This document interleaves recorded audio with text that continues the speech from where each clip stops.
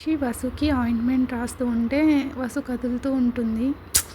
నేను ఇదంతా నీకోసమే చేస్తున్నాను. నేను ఇంత హార్డ్ వర్క్ చేస్తుంటే నువ్వు అసలు దాన్ని కన్సిడరే చేయకుండా అలా కదులుతున్నావు అనుకుంటాడు.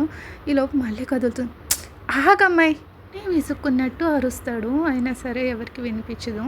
సో కదలడం వల్ల టాప్ మళ్ళీ కిందకి వెళ్ళిపోతుంది. అందుకని మళ్ళీ టాప్ని పైకి లాగుతాడు. అలా ఆయింట్మెంట్ అప్లై చేస్తూ ఉంటే ఒక చోట బాగా నీలం రంగులో మారిపోయి బాగా కమిలిపోయి ఉంటుంది. అది చూసిన వెంటనే తనకి ఆ వీడియోలో చూసింది గుర్తొస్తుంది అనమాట. అది తలుచుకుంటుంటే ఇప్పటికీ నాకు వణుకు పుడుతుంది. అసలు తను ఆ స్కేరీ సిచ్యుయేషన్ని ఎలా భరించగలిగిందో ఏంటో కానీ నాకు అస్సలు అర్థం కావట్లేదు అనుకుని కొంచెం సాడ్గా అప్లై చేస్తాడు. అలా రాస్తూ ఉండగా తను అనుకున్నట్టుగానే జరిగింది. నేను భయపడ్డట్టుగానే జరిగింది. నా కళ్ళు నన్ను మోసం చేశాయి అంటూ వసు నావెల్ సైడ్ చూస్తూ ఉండిపోతాడు. రిషి ఫోకస్ మ్యాన్ అంటూ తన చెంపల మీద తానే కొట్టుకుంటాడు. ఏం పర్లేదు అని వసుని అలాగే చూస్తూ, ఒక మగాడిగా నా ఇన్నోసెంట్ మైండ్ రేటెడ్ సైడ్ ఆలోచించడంలో తప్పేం లేదు అనుకుంటూ వసు రిప్స్ దగ్గర నుంచి హిప్ బోన్ వరకు కర్వ్స్ అయ్యి చూస్తూ ఉంటాడు. Nice curves, belly button, smooth hip projection. చిన్నగాని సారీ కట్టుకుంటే తన నేచురల్ కర్వ్స్కి ఆ స్కిన్ టోన్కి సూపర్ ఉంటుంది. లేకపోతే single piece body hugging dress వేసుకున్నా కూడా తను చాలా అందంగా కనిపిస్తుంది. డ్రెస్సు ఇంకా వసునా, ఓ వే, ఆ డ్రెస్ చూడగానే వెంటనే తను పరిగెట్టుకుని పోతుంది అనుకుని ఆ సీన్ ఊహించుకుని రిషి గట్టిగా నవ్వుతాడు. ఆ సౌండ్కి వసు కళ్ళు తెరిచి చూస్తుంది. రిషి ఏమో బెడ్ పైన తన పక్కన కూర్చుని ఉంటాడు. ఇంకా తన హ్యాండ్ ఏమో వసు బెల్లీ బటన్ దగ్గర కంటూ ఉంటుంది. సో అది చూసి వెంటనే లేచి కూర్చుంటుంది. ఎనఫ్, ఇదొక్కటి చాలు నన్ను తను మిస్అండర్స్టాండింగ్ చేసుకోవడానికి. ఇప్పుడు ఈ సిచ్యుయేషన్ని చూసి నన్ను మిస్అండర్స్టాండ్ చేసుకుంటూ ఖచ్చితంగా నేను ఒక పొరపాటుని నన్ను బ్లేమ్ చేస్తుంది అనుకుని చేతులు రెండు పైకెత్తుతాడు. ఒక పోలీసుల ముందర నేరస్తులు చేతులు రెండు పైకి ఎలా ఎత్తి నిల్చుంటారు, ఆ రెండు చేతులు కొంచెం పైకి పెట్టి, C don't misunderstand the situation. నేను నీకు హెల్ప్ చేద్దామని చూసాను అంతే, అంతేకాని నా ఇంటెన్షన్స్ ఇంకేమీ కాదు. నేను జస్ట్ నీకు మెడిసిన్ అప్లై చేస్తున్నాను అంతే, ట్రస్ట్ మీ అని వసు మాత్రం చాలా సీరియస్ మూడ్లో ఉంటుంది. రిషి ఎప్పుడు కూడా తనని అలా చూడలేదు. కానీ సార్ ఇదంతా చాలా తప్పు అని అరుస్తుంది. సి వసు, నేను ఆల్రెడీ చెప్పాను, నేను జస్ట్ నా కన్సర్న్ చూపిస్తున్నాను అంతే. నేను ఇప్పుడు గిల్టీలో ఉన్నా, ఇదంతా నా వల్లే జరిగింది కదా, ఐఎమ్ సారీ. వెల్ నేను అనేసి ఆగిపోతాడు. తనకే అర్థం కాదు తను ఏమి ఎక్స్ప్లెయిన్ చేస్తున్నాడో, ఏం చెప్దాం అనుకుంటున్నాడో. తనకి ఎలాంటి ఫీలింగ్ వస్తుందంటే, మేబీ నేను తప్పు చేశానేమో, yes I really did a mistake. నేను తన వైపు తప్పుడు ఉద్దేశంతో చూశాను, ఎరోటిక్ థాట్స్ కూడా వచ్చాయి. ఈవెన్ నేను తన కర్వ్స్ని కూడా కాంప్లిమెంట్ చేశాను అని మనసులో అనుకుంటాడు. ఐ నో సార్, మీరు తప్పు చేయరని నాకు తెలుసు. I trust you sir. మీరు అలాంటి చెడ్డ పనులు ఎప్పటికీ చేయరు, ఎందుకంటే మీరు సాక్షిని ఎంతగా ప్రేమిస్తున్నారో, మీరు ఎంత నిజాయితీ పరులో నాకు తెలుసు అని వసు చెప్తూ ఉంటే రిషి మాత్రం వసు ముందర నోరు కళ్ళు తెరిచి అలా కూర్చుంటాడు. ఈ అమ్మాయి అసలు నిజమేనా? ఇంత స్టూపిడ్ ఏంటి ఈ తింగర బుచ్చి? ఇప్పటికే చాలాసార్లు అనుకున్నాను, ఇంత స్టూపిడ్ ఏంటి తిను అని అనుకుని వసు అని సీరియస్గా పిలుస్తాడు. వసు కూడా ఏంటా అన్నట్టు చూస్తుంది. నేను నిజంగా మంచివాడినని నువ్వు అనుకుంటున్నావా? అంటే ఇంతకు ముందు ఎప్పుడు నీ బాడీ చూడలేదని కాదు, నేను ఆల్రెడీ చూశాను అని చెప్పేసరికి వసు ఫేషియల్ ఎక్స్ప్రెషన్స్ ఫుల్ మారిపోతాయి షాక్లో. వాట్ యు మీన్ అంటే దాని అర్థం ఏంటి, ఎప్పుడు అని వసు తడపడుతూ అడుగుతుంది. నిన్న రాత్రి నీకు ఫీవర్ రావడంతో నువ్వు అన్కాన్షియస్లో ఉన్నావు. ఇంకా నీ ఫేస్ కూడా చాలా వియర్డ్గా ఉంది. దెబ్బలవి చూసి ఇంకా ఎక్కడెక్కడ తగిలినాయో చూద్దామని నీ డ్రెస్ తీసేసాను అంతే. వసు ఫేస్ కలర్స్ మొత్తం చేంజ్ అయిపోతే మొత్తం పాలిపోయినట్టు అయిపోతుంది. రిషి తను నవ్వును కంట్రోల్ చేసుకోవడానికి కింది పెదవిని నొక్క పెట్టుకుని ఉంటాడు పళ్ళ మధ్యన. నో వే, మీరు నన్ను కావాలని ఆట పట్టిస్తున్నారు కదా సార్ అంటూ కొంచెం హోప్ఫుల్ ఐస్తో చూస్తుంది. No Vasu, I'm not lying. సరే నీకు ఎలా ప్రూవ్ చేయను? నీ పుట్టుమచ్చ ఎక్కడుందంటే అంటూ వసు బెల్లీ బటన్ దగ్గర నుంచి ఫింగర్ని పైకి జరుపుతూ ఉంటాడు స్లోగా. వసు కళ్ళేమో ఆ ఫింగర్నే ఫాలో అవుతూ ఉంటుంది. సో రిషి చూపుడు వేలు తన బెల్లీ బటన్ దగ్గర నుంచి బస్ట్ ఏరియా వైపుకి మూవ్ చేస్తూ ఉండగా వసు ఇంకా కంప్లీట్గా తన చేతులతో మొహాన్ని మూసేసుకుంటుంది. మిగలేదు, అంతా అయిపోయింది అన్నట్టుగా ఉంటుంది ఆ ఎక్స్ప్రెషన్. రిషికి అయితే తను అలా చూస్తే చాలా ఫన్నీగా అనిపిస్తుంది. How could you do that to me sir? మీరు నిజంగా ఒక జెంటల్మెన్ అనుకున్నాను, మీకెంత వక్ర బుద్ధి ఉందని నేను ఎప్పుడూ అనుకోలేదు. ఇప్పుడు నేనేం చేయాలి? వేరే వాళ్ళని ఎలా ఫేస్ చేయాలి? ఈ ప్రపంచంలో నేను జీవించడానికి ఇంకా అర్థమే లేదు. ఇప్పటి వరకు నా వర్జినిటీని మ్యారేజ్ అయిన తర్వాత నా హస్బెండ్ కోసం సేవ్ చేసుకుంటూ వచ్చాను. Only for my real husband. నేను ఎవరితో అయితే నా మిగిలిన జీవితాన్ని స్పెండ్ చేస్తానో ఆయన కోసం, అంతేగాని ఫేక్ హస్బెండ్ కోసం కాదు. ఇప్పుడు నన్ను ఎవరు పెళ్లి చేసుకుంటారు? నా ఇన్నోసెన్స్ పోయిందని చెప్తే ఎవరు నా చేయి పట్టుకోరు అంటూ వసు ఏడుస్తూ చెప్తూ ఉంటే, కన్ఫర్మ్ ఈ పిల్ల స్టూపిడే కాదు, ఈడియట్, ఒక పెద్ద ఫూల్.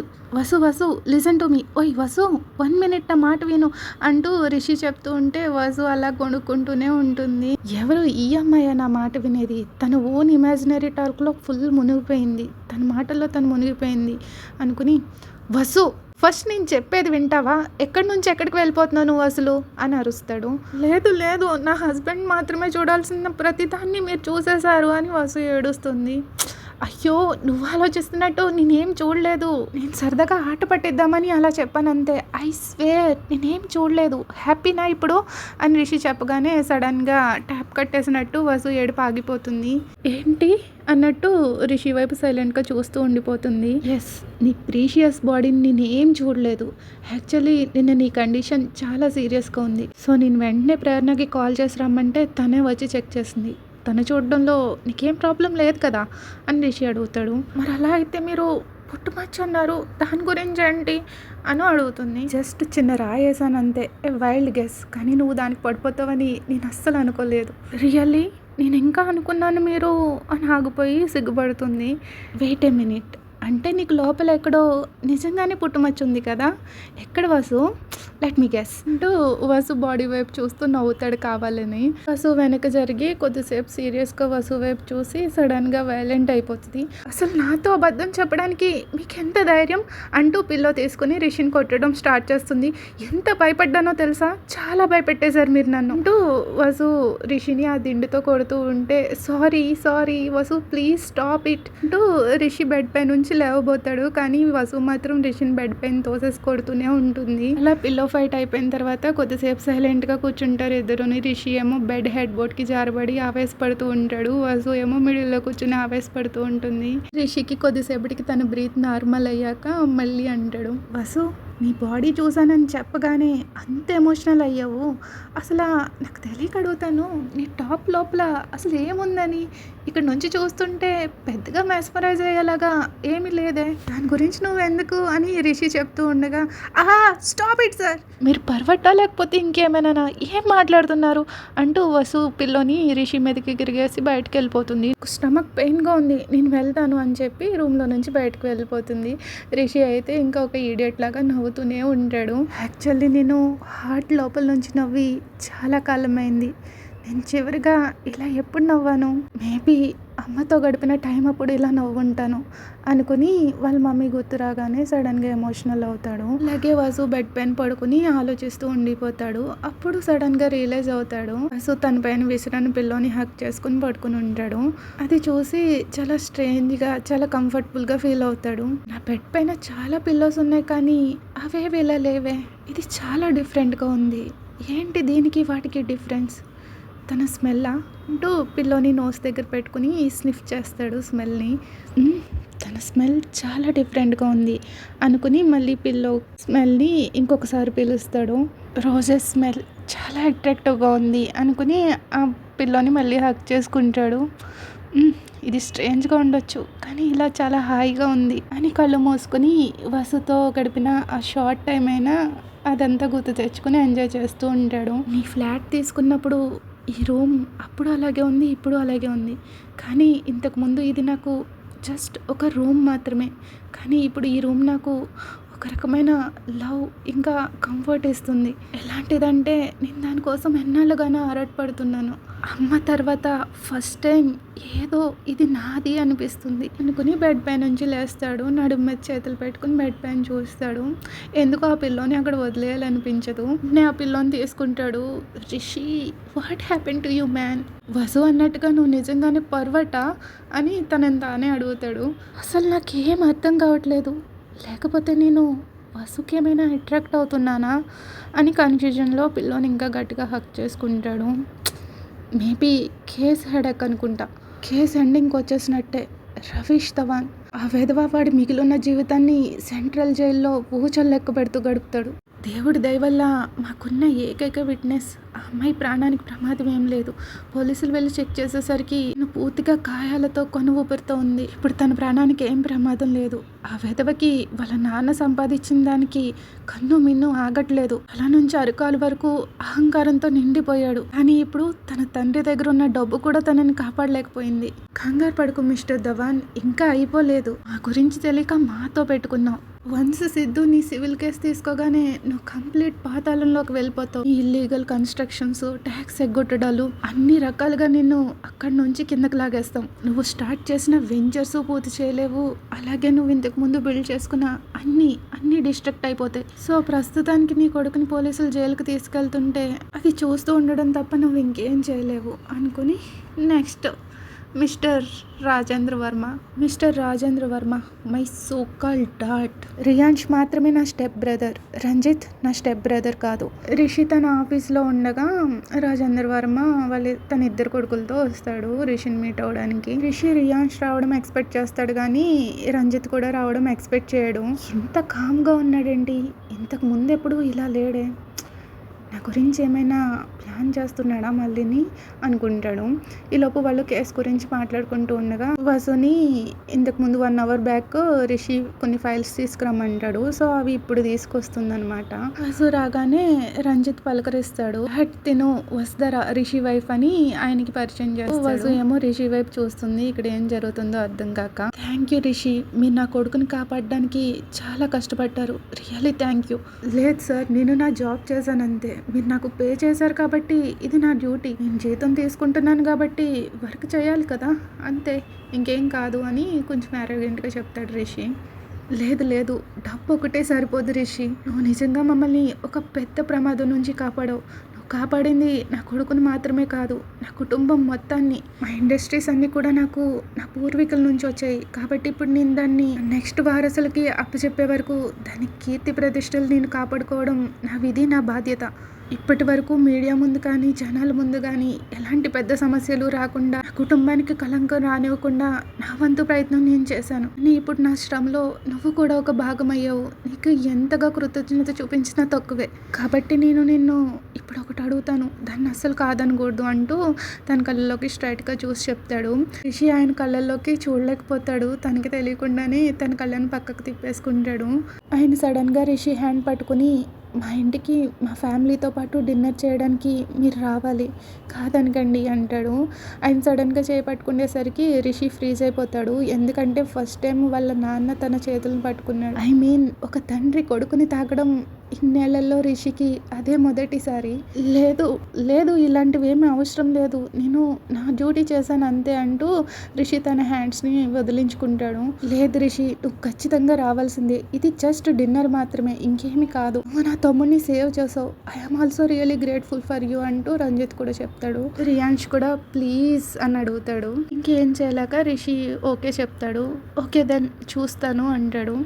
అప్పుడు వసు రిషికి ఒక స్మైల్ ఇస్తుంది. రిషికి ఆ స్మైల్కి అర్థమేంటో అర్థం కాదు. సరే వచ్చేటప్పుడు మీ వైఫ్ని కూడా తీసుకురండి అని రాజేంద్ర వర్మ చెప్పగానే రిషి షాకింగ్గా వాట్ అన్నట్టు చూస్తాడు. Vasu, my special invitation for you, నువ్వు కూడా ఖచ్చితంగా డిన్నర్కి రావాలి అని రంజిత్ అంటాడు. అసలు వీళ్ళ సంగతి ఏంటి, వీళ్ళ మధ్య ఏం డీల్ ఉంది? వసు విషయానికి వచ్చేసరికి ఎందుకు ఇంత డిఫరెంట్గా బిహేవ్ చేస్తాడు, ఏదో బుద్ధుడి మార్గంలో నడుస్తున్నవాడిలాగా. అసలు తెలియక అడుగుతున్నాను, వీడెవడు నా వైఫ్ని డిన్నర్కి ఇన్వైట్ చేయడానికి? చూడండి ఎలా నవ్వుతుందో వాడి వైపు చూసి. ఎప్పుడైనా తను నా వైపు చూసి అలా నవ్విందా? లేదు, ఖచ్చితంగా వీళ్ళిద్దరి మధ్యన ఏదో ఉంది. There is something between them అనుకుని సడన్గా రిషి చైర్లోంచి లేచి వసు ముందుకెళ్ళి నిల్చుంటాడు. అంటే వసుకి రంజిత్కి ఒకరికొకరు కనిపించకుండా అడ్డంగా నిల్చుంటాడు. తర్వాత వాళ్ళు నైట్కి డిన్నర్కి రమ్మని చెప్పేసి వెళ్ళిపోతారు. ఇప్పుడు వసు ఇలా అంటుంది, సో ఫ్యామిలీతో డిన్నర్ అంటున్నారు అంటే ఫ్యామిలీ గెట్ టుగెదర్ అనమాట అంటుంది. ఫ్యామిలీ గెట్ టుగెదరా తొక్క, వాళ్ళు నా ఎనిమీస్ అని రిషి అంటాడు. మరైతే రియాన్ష్కి ఎందుకు హెల్ప్ చేశారు? ఎందుకంటే ఇది నా జాబ్. అయినా నీకు తెలుసా నేను ఈ కేసుకి ఎంత ఫీజు వసూలు చేశానో? ఒక్కో సిట్టింగ్కి 1 crore కంటే ఎక్కువ ఛార్జ్ చేశా. సో ఫ్యామిలీని బిజినెస్ని మిక్స్ చేయకు, ఇది జస్ట్ నా బిజినెస్ మాత్రమే, ఇందులో ఎలాంటి అన్నెసెసరీ ఫీలింగ్స్ లేవు అని రూత్లెస్గా చెప్పేసి రిషి వెళ్ళి సోఫాలో కూర్చుంటాడు. వసు కూడా రిషి ముందుకు వెళ్ళి మోకాల మీద కూర్చుంటుంది. సో రిషి సోఫాలో కూర్చున్న వసు నీల్ డౌన్ చేసిన ఇద్దరు సేమ్ హైట్లో ఉంటారు. ఒకరి ఫేస్ ఒకరికి చాలా దగ్గరగా ఉంటాయి. మీరు ఒప్పుకున్నా ఒప్పుకోకపోయినా blood is always thicker than water, అదే యూనివర్సల్ ట్రూత్. మనం ద్వేషంతో బంధాలని తెంపుకుందామన్నా అవి ఎప్పటికీ కట్ కావు అని వసు క్లాస్ పీకుతూ ఉంటుంది. నాకే కుటుంబాల గురించి బంధాల గురించి ఉపన్యాసాలు ఇస్తుంది.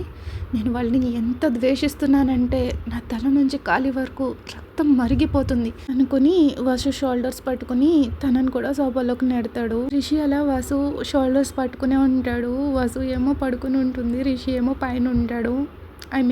తన మీద పడకుండానే జస్ట్ డిస్టెన్స్లో, కొంచెం డిస్టెన్స్లో.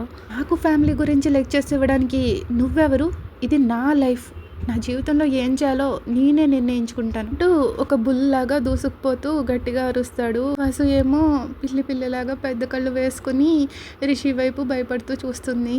అయినా సరే కొంచెం కాన్ఫిడెన్స్ తెచ్చుకుని ఒకసారి రాజేంద్ర వర్మ గారితో మాట్లాడి చూడండి, ఆయన మీ క్లయింట్ అన్నట్టు మాట్లాడకుండా ఆయన మీ నాన్నగా మాట్లాడండి, అది మిమ్మల్ని మీ చీకటి జీవితాన్ని మార్చేస్తుంది, ట్రస్ట్ మీ సార్ అని వసు చాలా స్మూత్గా చెప్తుంది.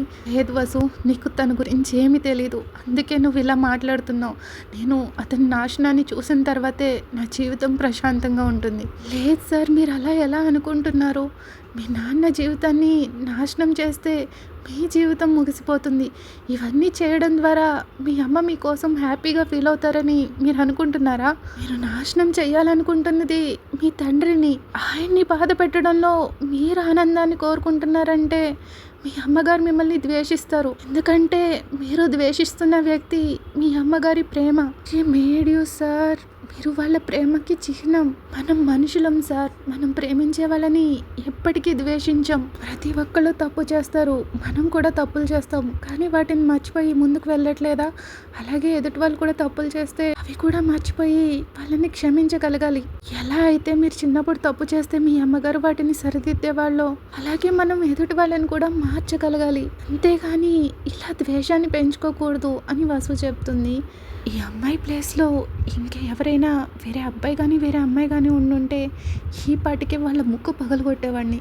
కానీ తను చెప్తూ ఉంటే నాకెందుకు తను చెప్పే ప్రతి మాట ఎంతో ముఖ్యమైనవిగా అనిపిస్తున్నాయి అనుకుని సైలెంట్గా వసు ఫేస్ని అబ్జర్వ్ చేస్తూ ఉంటాడు. తన కళ్ళు, ముక్కు, బుగ్గలు, పెదవులు ఏం చేస్తున్నాడో తనకే తెలీదు. వసు ఫేస్ వైపు అలానే చూస్తూ ఉండిపోతాడు. తన కళ్ళ వైపు, లిప్స్ వైపు కళ్ళు లుక్స్ కళ్ళకి పెదాలకి షిఫ్ట్ అవుతూ ఉంటాయి. ఆ తర్వాత వసు కళ్ళలోకి చూసి I want to kiss you అని చెప్తాడు. వసు షాకింగ్గా అలా చూస్తూ ఉండిపోతుంది. ఇప్పుడే అని చెప్పి రిషి తన ఫేస్ని కొంచెం ముందుకు తీసుకొస్తాడు. వసు సడన్గా రిషిని నెట్టడానికి ట్రై చేస్తుంది, తన పక్కకు వెళ్ళిపోదాము అన్నట్టుగా. కానీ రిషి వసు షోల్డర్స్ని చాలా గట్టిగా సోఫాకి ఆంచిపెట్టి పట్టుకుని ఉంటాడు. సరే ఏంటి అని వసు అనేలోపు రిషి మనకు ఒక ఇంపార్టెంట్ మెయిల్ వచ్చింది అని ఆ వాయిస్ వినగానే ఆనకంలో పొడుకులాగా వచ్చేసాడు అన్నట్టు రిషి మను వైపు చూస్తాడు. రిషి మను వైపు చూడగానే మను నోరు వదిలేసి కళ్ళు రెండు పెద్దవి చేసుకుని ఎక్కడ నుంచున్నాడో అక్కడే ఫ్రీజ్ అయిపోయి ఉంటాడు. ఒక చెయ్యిని కొంచెం పైకెత్తి oh sorry my mistake, carry on, నేను మళ్ళీ వస్తాను అని వెళ్ళిపోవడానికి వెనక్కి తిరుగుతాడు. ఈ టైంలో వసు రిషిని నెట్టేసి పరిగెట్టుకుని వెళ్ళిపోతుంది బయటికి. వాట్ ఏ టైమింగ్ యార్, ఇప్పుడే రావాలా అని రిషి అంటాడు. నీకు చెప్పేటంతటి వాడిని కాదు, I know you are the head of this farm. కాకపోతే 5 years బ్యాక్ ఈ ఆఫీస్లో రొమాన్స్ బ్యానెడ్ అని నువ్వే ఒక సర్కులర్ మీద సైన్ చేసావు, మర్చిపోయావా రిషి అని వికెట్ స్మైల్ ఇస్తాడు మను రిషి వైపు. నోరు మూసుకుంటావా, ఏం ఆఫీస్ రొమాన్స్ కాదు, ఏదో ఒక క్షణం అలాగా డిస్ట్రాక్ట్ అయ్యానంతే. నేను కూడా మగాడిని, ఒక హెల్దీ మ్యాన్ని, నాలో కూడా స్ట్రాంగ్ మేల్ హార్మోన్స్ ఉన్నాయి. సో ఒక్కొక్కసారి డిస్ట్రాక్ట్ అవ్వడం సహజమే. సో నువ్వే చెప్పు, నువ్వు ఒక రూమ్లో ఒక అందమైన అమ్మాయితో ఒంటరిగా ఉంటే అప్పుడు నా ఉద్దేశం ఏంటో నీకు అర్థమవుతుంది అని రిషి అంటాడు. సో అయితే వసు అందంగా ఉందని నువ్వు ఒప్పుకుంటున్నావు అనమాట అని మనం అడుగుతాడు. యా, ఎక్స్ట్రాడినరీ చూపులతో చంపేసే అంత అందమైన అమ్మాయి అయితే కాదు, కానీ తను కూడా ఒక అమ్మాయే కదా. సరే వదిలే, ఇందుకీ నువ్వెందుకు వచ్చావు అని రిషి అడుగుతాడు. అది యాక్చువల్గా ఒక విఐపి క్లయింట్ మిస్టర్ శరత్ తను మనలో ఎవరినైనా కలవాలనుకుంటున్నాడు. నిన్ను, నన్ను, సితు ఎవరైనా పర్వాలేదు అంటున్నాడు. సో నువ్వు వెళ్తే బాగుంటుంది అనుకుంటున్నాను. తను ఇప్పుడు బైపాస్ సర్జరీ చేయించుకుని సిటీ హాస్పిటల్లో ఉన్నాడు. నువ్వు ఒకసారి వెళ్ళి మీట్ అవిరా అని మను అంటాడు. లేదు లేదు, నాకు ఇప్పటికే వేరే అపాయింట్మెంట్ ఉంది, నేను దాన్ని క్యాన్సిల్ చేయలేను. అయినా దీనికి నువ్వు వెళ్తేనే బెటరు. ఇది ఫ్యామిలీ మ్యాటర్. అది ఖచ్చితంగా ఆయనకి ఆయన పిల్లలకి మధ్యన ఉండే గొడవే అని నాకు తెలుసు. వన్స్ నేను అక్కడికి వెళ్తే ఆయన్ని ఆయన పెద్ద కొడుకుని చూస్తే నాకు తిక్క రేగుద్ది. అసలు ఆయన బైపాస్ సర్జరీ చేయించుకున్నాడు. సో నేను అక్కడికి వెళ్ళి కంట్రోల్ తప్పానంటే ఆయన మళ్ళీ సర్జరీ చేయించుకోవాల్సి వస్తుంది రిషి చెప్తాడు. సో అక్కడితో వాళ్ళ డిస్కషన్ అయిపోతుంది. రిషి తన కార్ తీసుకుని బయటకు వెళ్ళిపోతాడు. Okay friends, that's it for today. మీకు ఈ ఎపిసోడ్ ఎలా అనిపించింది? నచ్చితే లైక్ చేయడం మర్చిపోకండి. Thank you for listening. Please like, share, subscribe. Bye bye.